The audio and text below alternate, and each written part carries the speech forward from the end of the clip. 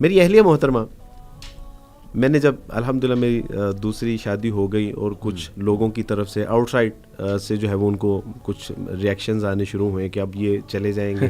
اہلیہ باہر پڑھنے کے لیے جانا چاہتی تھی شادی سے پہلے، پھر شادی ہو گئی تو انہوں نے کہا جی مجھے خدشہ ہے کہ آپ شادی کر کے کہیں باہر نہ چلے جائیں. تو علی بھائی میں نے ان کے خدشات کو محسوس کیا اور ان کی انزائٹی اور ان کا جو سٹریس تھا اس کو فیل کیا. اور ان کو یہ تھا کہ یہ گھر بیچ کے نہ شاید چلے جائیں.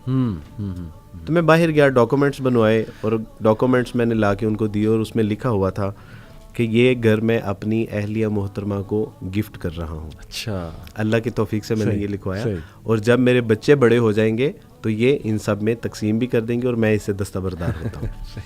گھر آیا، میں نے اپنے بیٹے اور بیٹی کو سب کو بٹھایا، ان کی اہلیہ کو، میں نے کہا جی یہ گھر میں نے آپ کو گفٹ کر دیا. اور میں نے بچوں کو بتایا کہ یہ میں نے اس لیے کیا ہے کہ رسول اللہ صلی اللہ علیہ وسلم کا ارشاد مبارک ہے، حدیث کا مفہوم ہے کہ جس نے لڑائی اور جھگڑے سے بچنے کے لیے اپنا حق بھی چھوڑ دیا، یہاں تک کہ اس کے اوپر حق تھا، تو میری طرف سے جنت میں ایک گھر کی ضمانت ہے. میں نے کہا میں نے اپنا اللہ کی جنت میں اپنا گھر پکا کروا لیا. کیا بات ہے، ماشاءاللہ. کیا اب آپ سمجھ رہے ہیں نا، یعنی کچھ زیادتی اگر ہو بھی رہی ہے، ہم سے چھوٹ بھی رہا ہے، مال جا بھی رہا ہے، تو اس کا ریوارڈ دیکھیے اللہ اور اس کے رسول صلی اللہ علیہ وسلم کی طرف سے کتنا بڑا ہے.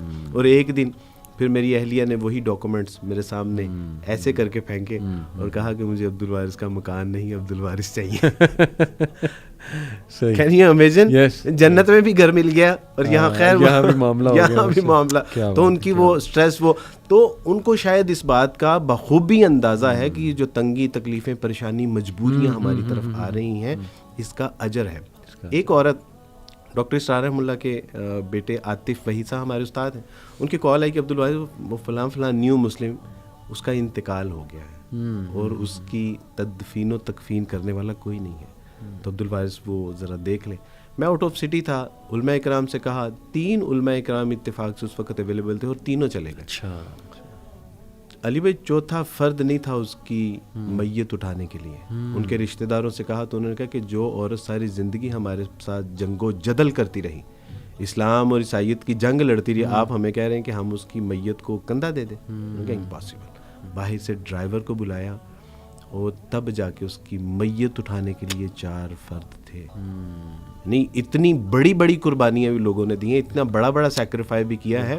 انہوں نے اف تک نہیں کی، آہ نہ کر لبوں کو سی، یہ عشق ہے دل لگی نہیں، آگے قدم سینے پہ تیر کھائے جا، آگے قدم بڑھائے جا. تو یہ سچی بات ہے کہ میرے علم میں تو ایسا کوئی نہیں ہے، آپ کے علم میں ہو تو میں اس سے ملنا چاہوں گا.